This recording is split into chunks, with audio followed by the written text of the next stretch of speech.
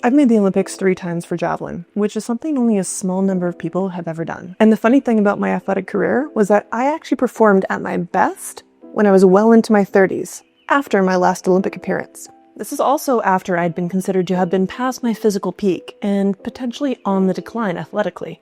So how did I do it?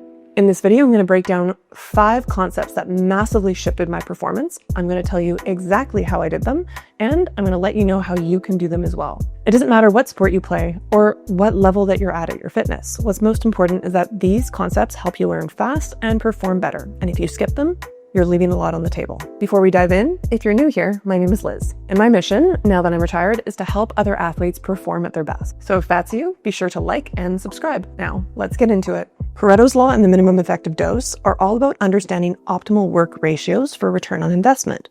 Pareto's law is the idea that 20% of the work gets you 80% of the results. And what this allows us to focus on as athletes is thinking, am I doing enough to get the bulk of the return on investment so that I can move to another category or invest more time and energy in something else that will also give me an 80% return? Because if we keep just trying to dial up the intensity to get that last 20% before we've covered other foundational aspects of training, then we're not being efficient with our time and energy. We see athletes do this all the time with nutrition, and they go overboard trying to perfect their nutrition, thinking that that's the thing that's going to get them to the top. The minimum effective dose is this idea that there is a certain amount that we need to invest in order to hit a tipping point to get a high return on investment. And this is a really useful concept for when you're taking on new habits. It's not even the idea of Pareto's law and investing that first 20%. It's saying, would this really small action create a tipping point or a butterfly effect on the rest of my day, on the rest of my training?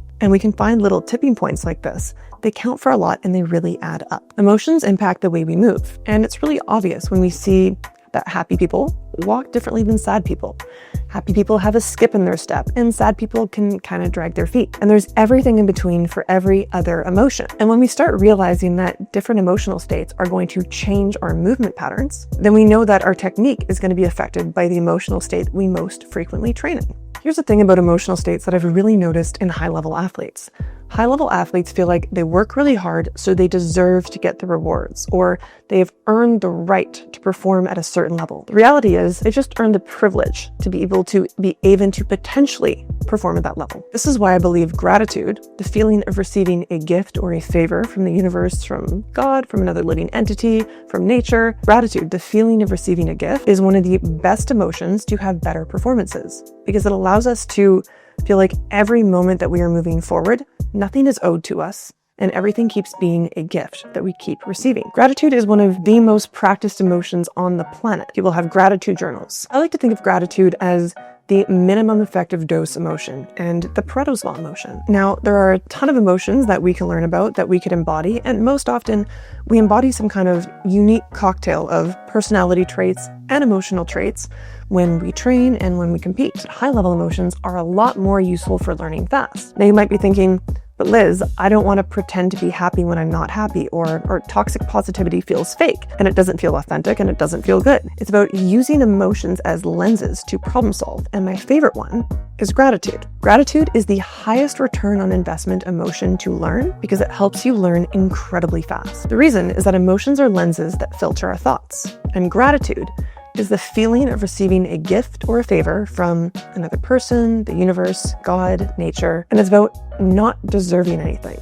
When we receive a gift is only a gift when it's something that is freely given. And if we perceive every single great training session, everything we learn, every opportunity to learn as a gift, then we walk around going, for me, so to speak.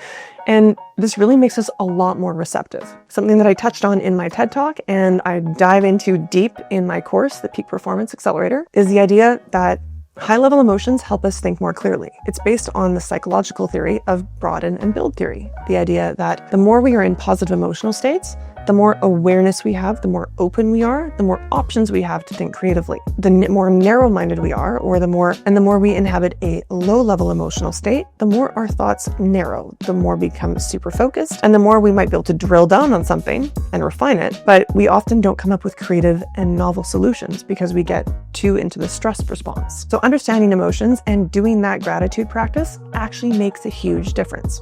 The third thing you can do is use this specific mental training strategy. A lot of people think of mental training as managing emotions or making themselves tough or resilient, but I think one of the most important mental training skills to learn is how to learn fast. And one of the fastest ways to start learning fast is to start acknowledging your progress every single day. I call it daily wins. The psychology around this is really important because what you do is you prime your system to look for ways that you are improving, to look for ways that you are working, to look for ways that there is proof that you are adding to your skill set, that you are adding to your capacity. And when we prime our brain to actually notice these things, we notice them more frequently and we actively look for them and look for opportunities to fulfill them. This is one of the most important mental hygiene things that you can do for yourself if you're an athlete trying to get better in sport. Anytime you talk poorly about yourself, anytime you harp on the things that you're doing badly instead of thinking about the things that you could be doing to get better, your brain is processing for how to fix problems instead of how to find novel solutions. One is trying to run away from something because we're stressed out, and the other is looking for something to run towards. It's going to give them an advantage that they're excited about. The more you practice daily wins, the more you'll see opportunities, and the more you'll feel like your path becomes effortless to move towards your goals. The fourth thing that you can do is focus on developing gracefulness. And just as a reminder, grace is about the balance between your power and your precision. Athletes really get caught up in this idea of producing more power and more power and more power. But trust me, when you look at the difference between someone who's Olympic champion and someone who's an Olympian, a lot of the time it's not their power. It's their attention to detail. It is their precision. And it is the fact that all of their power is being generated specifically and funneled into the perfection of a movement. The reason we get caught up in producing more power is because it's easy to measure and it's easy to feel. When we do a heavy lift, when we work super hard, we feel exhausted. We feel like we gave it our all. And we feel like this effort is the valid metric for how fast we're going to improve. But the reality is working hard is not the same as working smart. If you figure out how to work really smart, how to move really precisely, how to move with extreme precision, then you start to be able to funnel all that power that you've created directly into where you want it to go, and you don't waste anything. The reason why I think we really default to this concept of needing to measure everything in order for it to be valid, in order to feel like we're working hard, like how much weight you're doing on a squat rack, or how many watts you're producing, or how many calories you're getting, or how many hours of sleep you're getting. These are all valid, by the way, is that when we start to look at form and precision, it's on a continuum. It's not a numbers game. And sometimes we feel like it's just a little bit better, but we can't quite quantify it unless we have really fancy machinery. So a lot of us don't pay attention to it because it's not as measurable. One of my favorite quotes over the last couple of years that I learned was one by Einstein. And he says, "Dancers are the athletes of the gods." And I think it's because dancers are incredibly graceful. They really know how to funnel all of their energy very precisely into a movement to make it look beautiful. And the thing about beautiful movement, either visually or even in something feeling beautiful and it feeling satisfying, juicy, coordinated, powerful, when it feels truly connected throughout our body, it's an indication of beauty. Beauty and pleasure are things that are rewarded with dopamine in the brain. So anytime we actually focus on making something feel a certain way and don't just rely on external number or an external concept in order to validate what we're doing. As soon as we focus on validation from, does that feel good? Does that feel juicy? Does that feel pleasurable? Does that feel connected? Does that feel purposeful? Then we can start measuring kind of on a continuum about how well we are moving and use that as a also valid metric for how to move forward in sport instead of just piling more numbers on the squat rack. The last and maybe the most important thing for athletes as they get older is making sure that you play.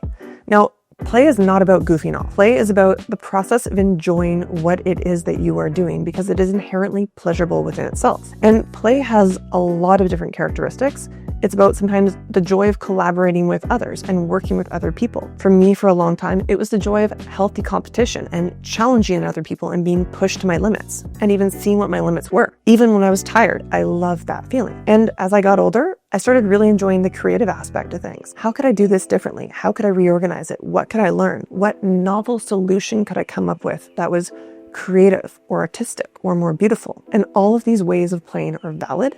And it doesn't matter necessarily which one works the best for you. What matters is that you access one that does work well for you. If I didn't say it already, we learn 20 to 40 times faster in play than work. Making sure that I was always playing in my training gave me one of the biggest learning curve years of my entire life. I learned so many new skills within a year because I viewed everything as an opportunity to play. And I was grateful for every single gift. Play, when combined with gratitude, is also incredibly interesting because the feeling of receiving a gift and feeling like every moment that you are playing, everything that you are learning is a gift that is coming towards you, is helping you become more of who you want to be and moving you in the direction of having the experiences or reaching the goals that you want to reach. Play also helps us tap into and experience really high level emotions, which have a very significant effect on our nervous system and a very significant effect on our physiology. If we think about the nervous system, it goes between fight or flight and survival mode all the way to rest, digest, and gentle awareness mode. One is supreme relaxation, one is extreme go mode. In performance, there's a lot of advantage to sitting a little bit more on this end of the spectrum if you are in a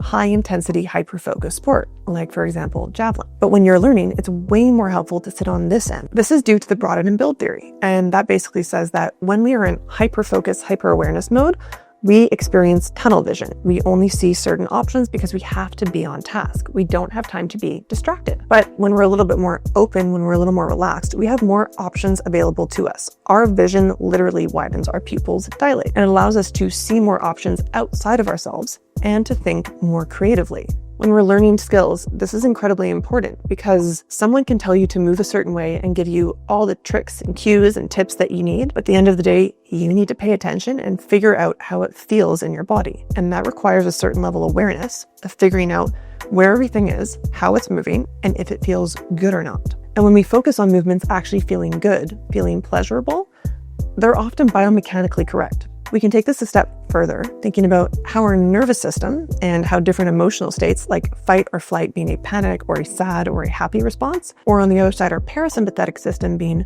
rest, digest, relax, and joy. We can think about this again in terms of our nervous system in two ends of the spectrum by thinking about two different emotions. Someone who is really stressed out and sad and frustrated is going to walk like a sad, stressed out and frustrated person. Someone who is happy or excited or eager to learn is going to walk with a bounce in their step. These are different movement patterns associated with different emotional states. Now, no one actually experiences one emotion all by itself. It's often an emotional cocktail. So if we have different coordination patterns in different emotional states, and we are trying to learn a new skill, and we are in an emotional state that actually makes us tighten up, not move fluidly, not see new options for movement, versus playing and feeling free and feeling allowed to be creative and feeling like we're here to figure something out, not just work super hard and try and get reps and sets in. We move completely differently and we move more efficiently. It's the idea that the total is greater than the sum of its parts. When muscles work synchronistically, they amplify the power that our whole body can create. High-level emotions help organize our musculature, our coordination patterns, to produce more power. So if we create environments that are playful, that induce positive emotions, then we're more likely to learn faster, learn better technique, become more powerful, and then we actually have a more precise technique that we can now funnel more power and energy into cleanly. Basically, the more you play, the more you'll learn, the more you'll bake in coordination patterns that are actually way more effective, which will make you more powerful, which will again make you probably even happier because you're performing even better. It's a nice big feedback loop. Okay, you made it to the end of the video. Here are your next steps. If you found this video helpful, please post a comment below and tell me what you found the most useful or the most thought-provoking. It really helps get this pushed to people who need to hear it the most. And if you want my free course that goes even more into depth on these topics, click the free course link below. Or if you want access to my free school group, you can click that link in the description below. See you later.